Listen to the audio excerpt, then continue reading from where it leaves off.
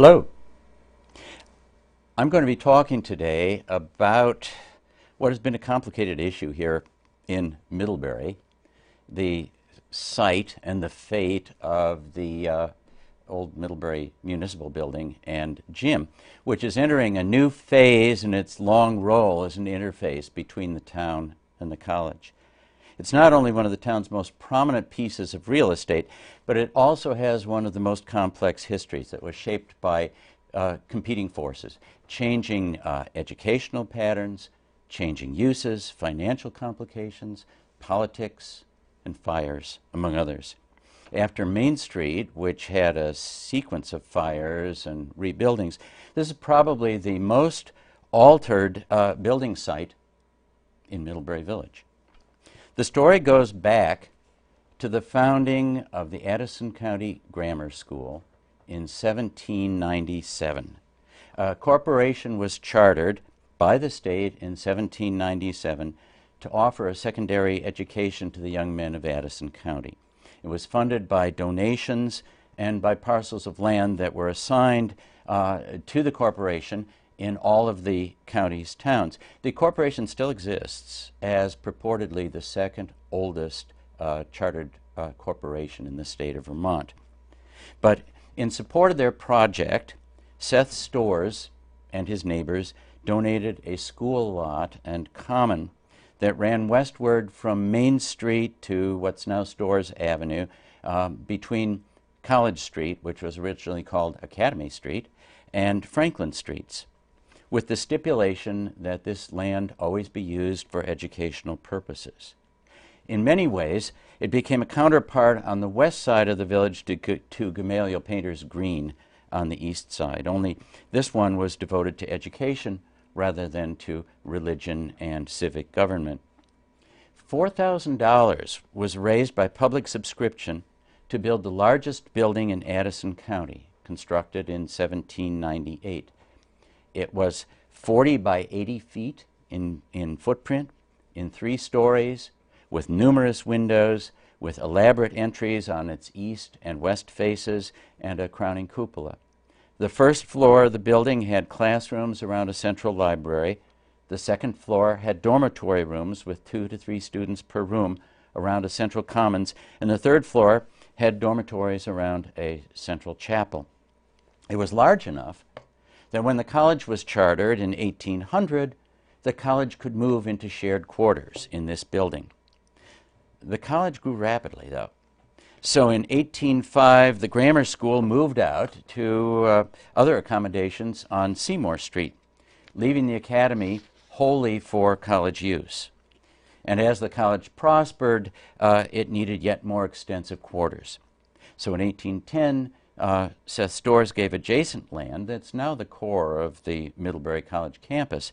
And we get the beginnings of Old Stone Row, which you can see in the background of our image here. Painter Hall, the first building, was built by public subscription between 1814 and 1816. It was known originally as West College because the Academy building was known as East College.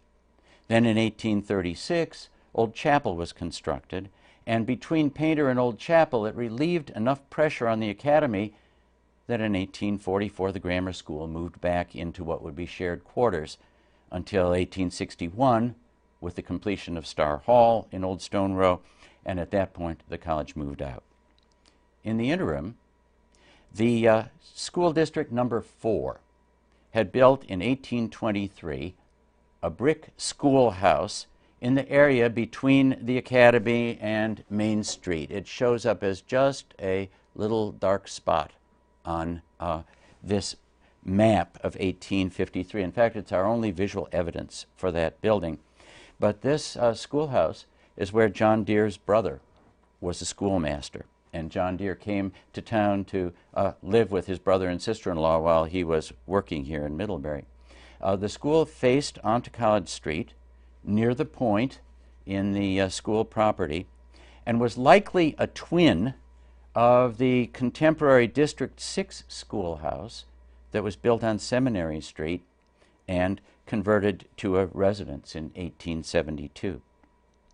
In 1866, the District 4 and the Academy merged administratively. And the Academy set about serving as the town's high school, and the two institutions built a new joint home. In 1867, they tore down the wooden Academy building and replaced it with a fashionable Italianate brick and brownstone structure, now known as Twilight Hall. Originally topped by an elaborate cupola, it was by prominent Rutland architect J.J.R. Randall and was built for the large sum of $32,500 on land that was leased from the Grammar School Corporation. The corporation continued to hold on to the real estate. After the completion of the new building, in 1869, the brick schoolhouse was demolished to the east, leaving the new school building standing proudly in the middle of its green. We have a view of it here as it was seen from Main Street. At the tip of the angle of the property, we find the town watering trough, or the watering trough for the west side of the town. This was built by the Middlebury Aqueduct Company that piped water in 8 miles from springs outside of town. To the right of that, we see muddy old College Street, which crossed a ravine that ran through in front of the school building and then emptied out into Frog Hollow. You can still see it on the Frog Hollow side of the street. The playgrounds for the school were to the west in what is now Storrs Park. At this juncture, Middlebury was ahead of the curve with its consolidated village educational facilities. It wasn't until 1892 that the state passed a law that education should be organized by town with consolidated districts. And then in 1900, they legislated that every town with a population over 2,500 people had to maintain a public high school. Well, Middlebury had those facilities. Elsewhere in the state, it triggered a spate of school building. The consolidated institutions needed larger buildings than the traditional pattern of little neighborhood schoolhouses and small academies. And so we find major building campaigns for schools in places like St. Albans, Burlington, Barry, and Rutland. Exemplary of the new progressive type school was the Champlain School on Pine Street in Burlington, designed by Frank Lyman Austin in 1909. This was designed by Austin at the outset of a career that ran into the 1930s, marked with a great deal of school construction. But the building, if you count the high basement, was 3 stories in height, marked with bold, round brick arches, with a heavy hipped roof. It was considered fire-resistant construction, basically brick and steel. In the ground floor, it had toilet rooms. There are classrooms that had half windows with the lower wall bricked up so that there'd be room for blackboards for classroom instruction. And on the second floor, there was an assembly hall. In 1904, a fire had gutted Middlebury's school building. The cupola was destroyed and the building was rebuilt without it at that point. Though the building was rebuilt in an improved fashion inside the old shell. The basement now had restrooms and gymnasium space and a locker room. Football practice for this school was in Storrs Park, and the games were played on the college playing fields. But at that, the rebuilt school was acknowledged by the community already as being inadequate. Middlebury had 343 pupils in their grade school, and the high school had 202 students, including both local and tuition students. So the facilities were very crowded. And in 1910, the town hired Frank Lyman Austin, who was working in town at the time, designing the National Bank of Middlebury and also an expansion of Adirondack House on the college campus. In that April, he presented designs for a building in the mode of the Champlain School in Burlington. We have that in the upper image, and we see his design for Middlebury in the lower image. It had a high basement and 2 full stories of classrooms. It was marked by Romanesque round arches, and it was located near the Main Street end of the school property, so that it made for a monumental marker at the south end of Main Street. We had the Congregational Church at one end, and then this new monumental high school at the other. Originally, it was to have dormers throughout the roof. We see some in the image there of the back wing of the building, which would have made for a more completely usable 3rd floor as well. There were half windows for blackboards. There were 4 great chimneys atop the building, not for smokestacks, but actually as a ventilation system for the building. The basement included the heating plant, restrooms, and a gym. The 1st floor had an assembly room. In June of 1910, the building was bidded out. The bids came in ranging from $29,000 to $42,000, and the town awarded the contract to the lowest bidders, the William S. Hamill Company of Troy, New York. The bid actually proved to be too low, and weeks after awarding the bid, at the annual school meeting, the town had to ask for more money for the completion of the project. At that time, they voted an additional $1,723 to permit skylights, architectural fees, dormitories, and furnishings. Though then, at a special town meeting the next week, they rescinded the vote. And then they had to revisit the issue again the following September when the town finally anteed up with $2,715 so that they could complete and equip the building. Work on the new building progressed rapidly, with the brickwork rising through the summer.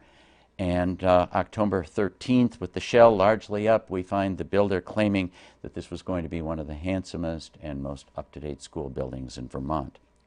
Ultimately, it was operable and occupied in the fall of 1911, as is noted in the keystone over the great entry arch.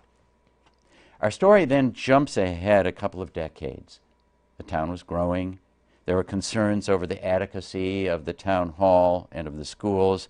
In 1938, we learned from the papers that the town needed a larger meeting hall than the old town hall, which now is known as the Town Hall Theater, in order to accommodate everyone who came to the town meetings.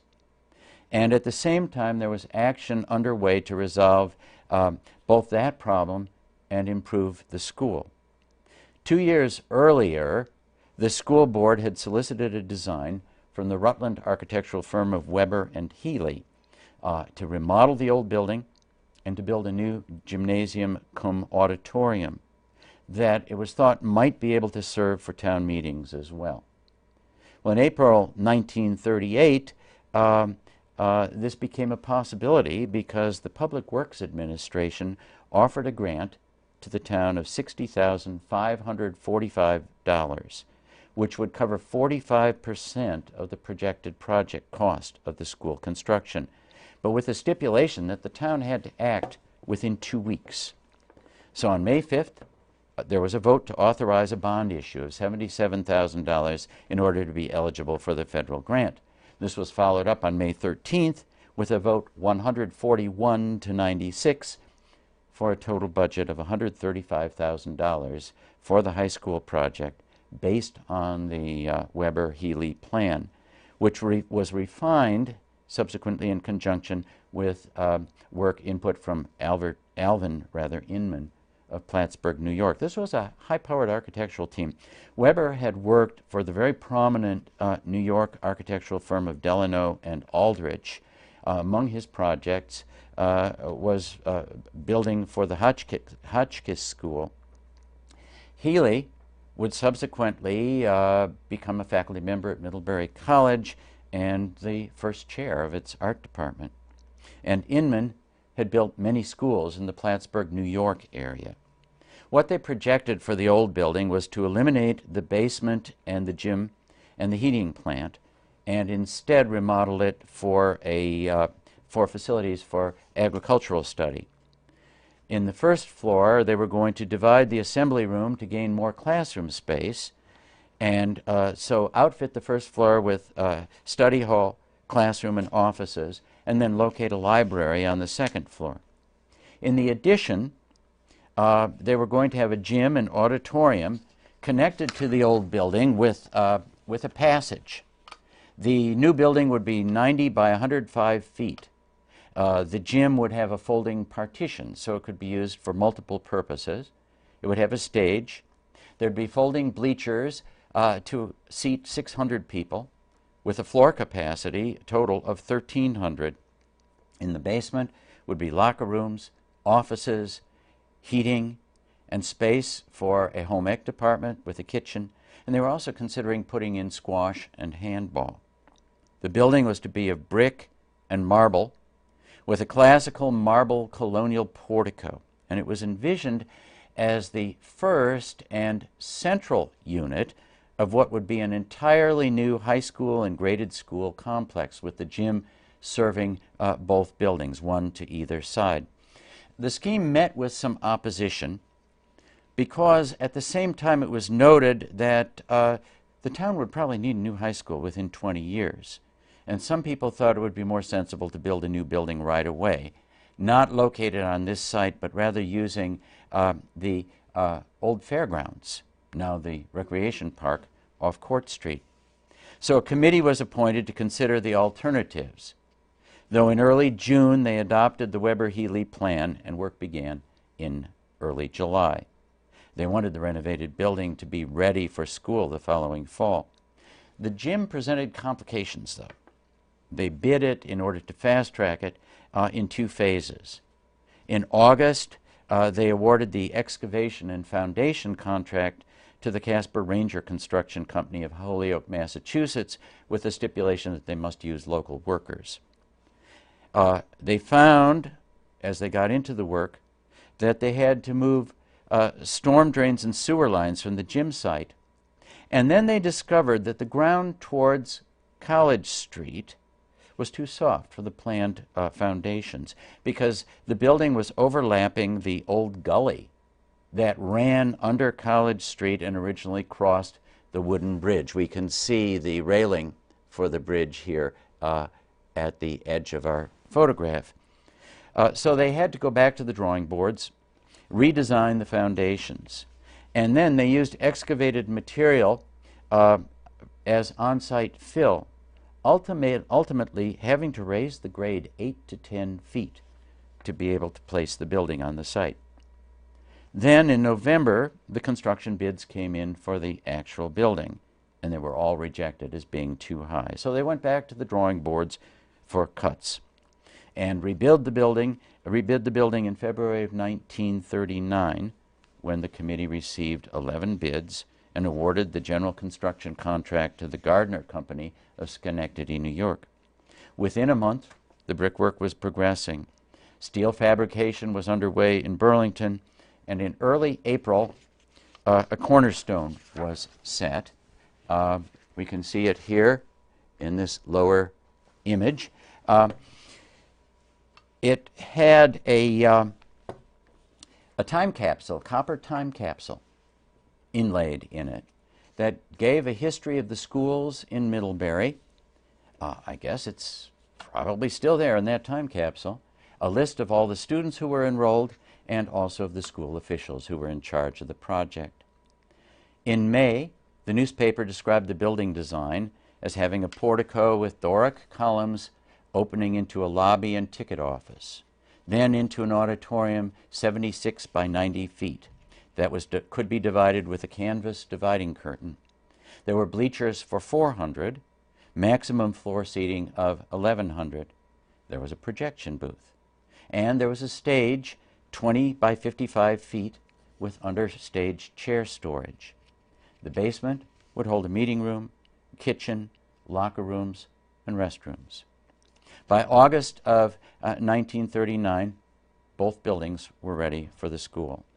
The old building had 4 new classrooms, asphalt tile floors, new stairs, and remodeled basement restrooms.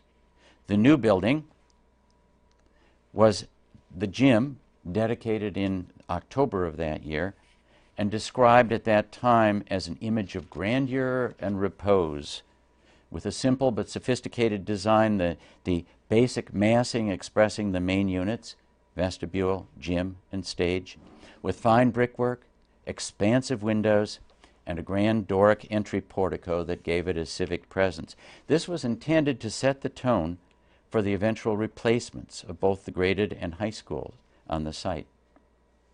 So let's jump ahead another 15 years. 1953. The schools in Middlebury were in transition. The town and village school districts now had merged. And in accordance with a state emphasis on new school construction, the town voted for an all-new elementary school that would be placed on the old fairgrounds, the present rec park, and they hired the Burlington firm of Freeman, French, and Freeman to design the first units of what would become Mary Hogan School. In January of 1954, they awarded a contract for the new graded school. Meanwhile, the high school had 300 students, 18 teachers, in 13 classrooms, a study hall, and a gym. And the same week as the groundbreaking for the new elementary school, on March 18, 1954, there was a fire in the high school. It began in a second-floor storage room at about 3:10 a.m. It was cold that night, about 20 degrees.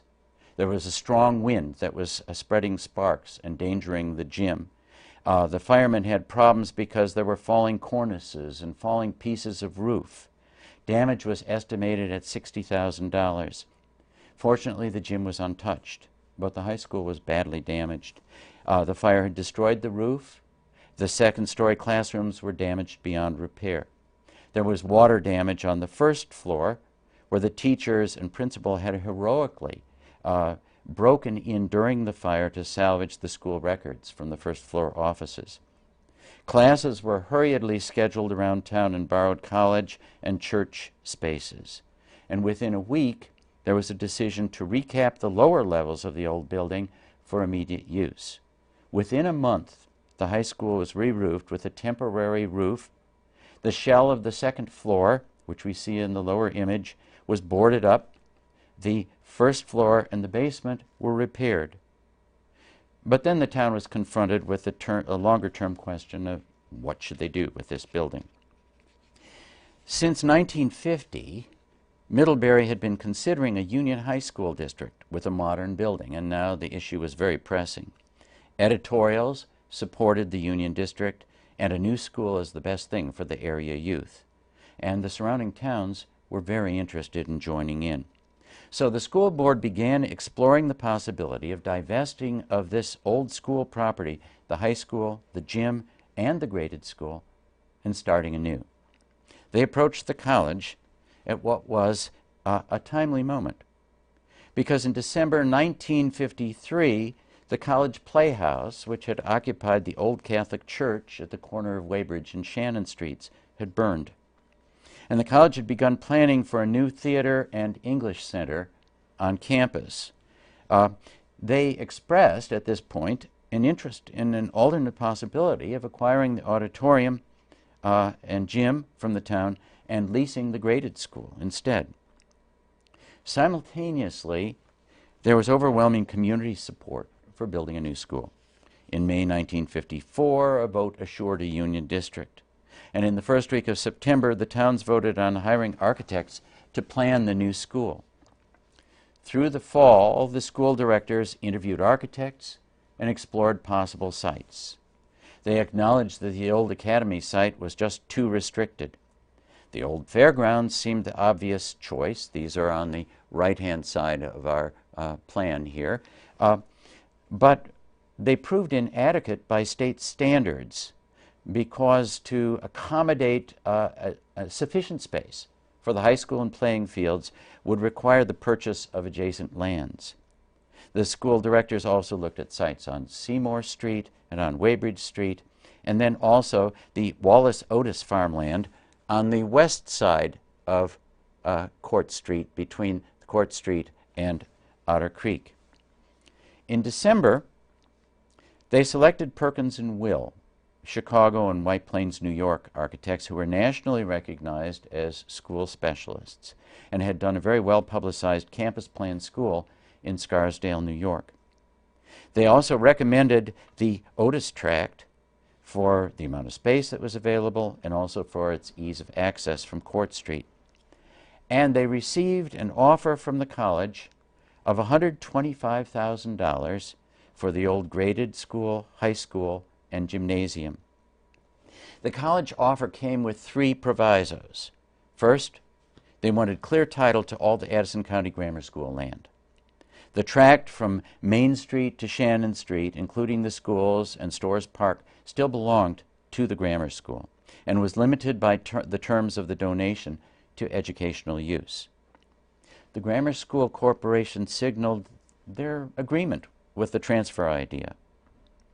Okay, stipulation 2 was that the college wanted to take possession of this property by July 1st, 1956, though they said they were prepared to lease the buildings back to the schools for their use until the new high school construction could be completed.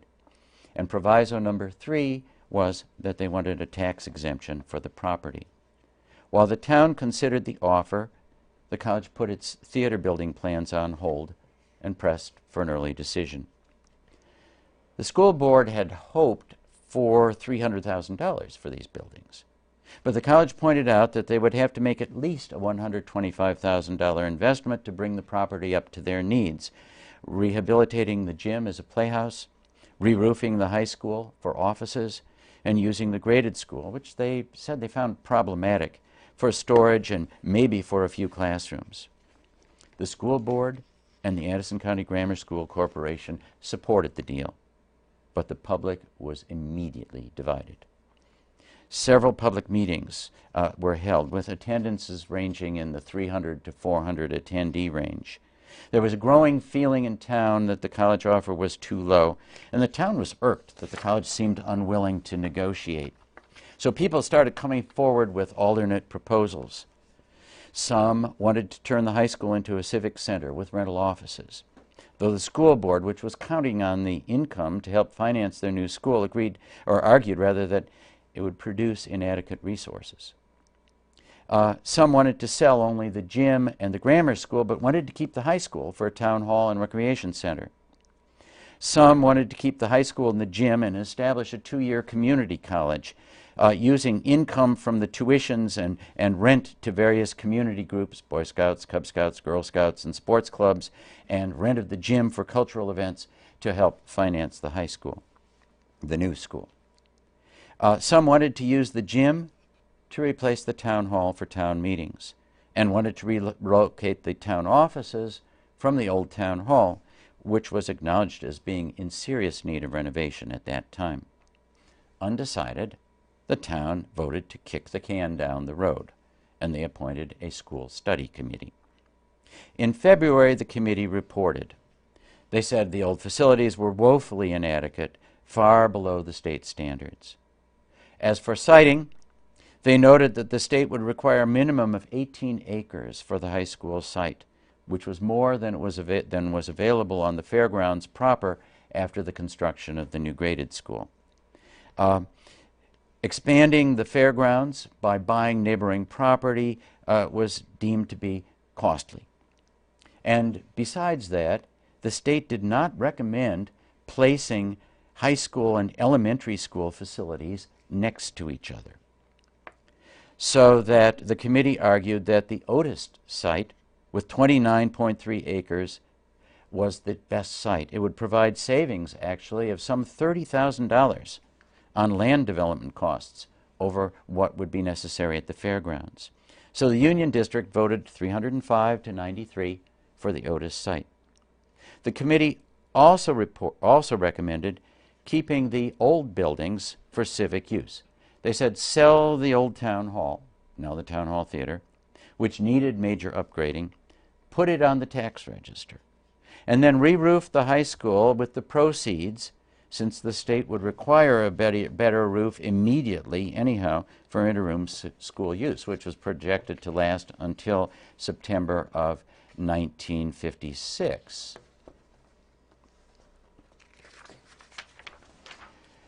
Since the new graded school, now Mary Hogan, was opening that February, that would make the old graded school on College Street available to be renovated for interim high school use. First floor for home economics and sciences, second floor with 5 classrooms, the third floor a quieter zone for grades 7 and 8. In March, the school board unveiled plans for a $1,142,000 high school on a campus plan. With state aid, they figured it would cost the school district about $825,000. It was planned for 100 square feet per pupil. Though the Vermont standard at that time was 115 square feet, the New York standard was 120 square feet per pupil. It would have a gym seating 750 to 1,000 people, an auditorium seating 450. And it would have open but covered walks between the various units in order to save on the cost of building corridors. Through the summer, the directors held weekly planning meetings, the outlying towns being quite active in the school discussions, whereas Middlebury was reported as being a little bit apathetic because the sentiment in town ran negative because of concern over taxes. At the same time, the college took itself out of the running for the reuse of the old school buildings and chose McKim, Eden White to design them a playhouse, now Wright Theater. And the town announced plans to lease the gym to the National Guard. There was considerable excitement in town that the National Guard would have a company here in Middlebury. In December, the bids for the new Middlebury Union High School came in at $150,000 over the estimates, and the board proposed cuts, reducing the roof insulation, changing the roof decking, altering the gym floor, reducing the site work, and then noting that they could cut further by eliminating the auditorium and music room, but they didn't really want to do it. With the proposed cuts, they sought an additional $75,000 from the voters and noted that if the additional funds were rejected, the school would abandon the auditorium and the music room, at which point the state stepped in. And they threatened to reject their offer of state aid if the $75,000 was not voted and the full facilities weren't built. The town funded the project. With a high school underway, in 1957, the School Study Committee recommended that the old school property be conveyed to the town for recreation and for town, state, and federal offices.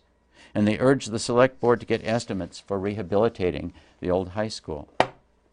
The property transfer, though, would not be wholly straightforward.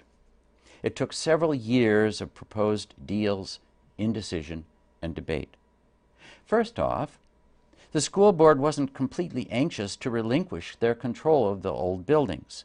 Citing enrollment growth, the school board announced that they might still need the old grammar school.